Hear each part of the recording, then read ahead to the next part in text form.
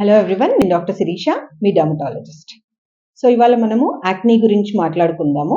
Acne అనేది యూజువల్గా టీన్స్లో start అవుతుంది. పర్టికులర్గా చెప్పాలి అని అంటే ప్యూబర్టల్ ఫేజ్లో హార్మోనల్ ఎలివేషన్ వల్ల యాక్నీ అనేది స్టార్ట్ అవుతుంది.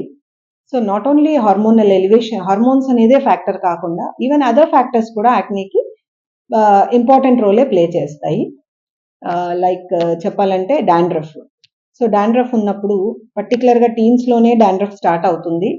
డాండ్రఫ్ ఎక్కడైతే రాలుతుందో, లైక్ ఫోర్ హెడ్ మీద కానీ బ్యాక్ మీద కానీ, ఆ పర్టికులర్ ప్లేసెస్లో అంతా యాక్నీ వస్తుంది. సో యూజువల్గా యాక్నీ అంటే ఎప్పటికప్పుడు రెగ్యులర్గా ట్రీట్ చేసుకోవడం ఇలాంటివి చేస్తే ఈవెన్ యాక్నీ ఫ్లేయర్స్ కూడా తగ్గించుకోవచ్చు. అండ్ ఇది కాకుండా ఎక్సెసివ్ స్వెట్టింగ్, ఆయిలీ నేచర్ ఉండే ఫేసెస్ ఉంటాయి కదా, గ్రీజీ ఫేసెస్, వీళ్ళల్లో యాక్నీ టెండెన్సీ పెరుగుతుందన్నమాట. సో అలాంటి వాళ్ళల్లో కొంచెం frequent face wash, 3 to 4 times అనేది మినిమం ఫేస్ వాష్ అనేది చేసుకుంటూ ఉండాలి.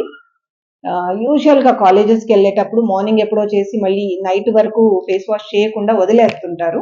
అలా కాకుండా in between wherever possible face wash చేసుకుంటే పోర్స్ అనేవి బ్లాక్ అవ్వకుండా యాక్నీ అనేది పెరగకుండా ఆపుతుంది. అండ్ ఫైనల్లీ డైట్ కూడా it plays a major role అనే చెప్పాలి. టీన్స్ యూజువల్గా they will be very fond of junk కానీ బేకరీ ఐటమ్స్ ఇలాంటివన్నీ ఎక్కువ తింటూ ఉంటారు. సో అలా జంక్ ఫుడ్, బేకరీ ఫుడ్స్ కానీ, oil items, oily foods and dairy products కూడా, పర్టికులర్లీ మిల్క్, ఘీ ఇలాంటి ఫుడ్స్ తిన్నప్పుడు యాక్నీ ఫ్లేయర్స్ అనేది వస్తూ ఉంటుంది.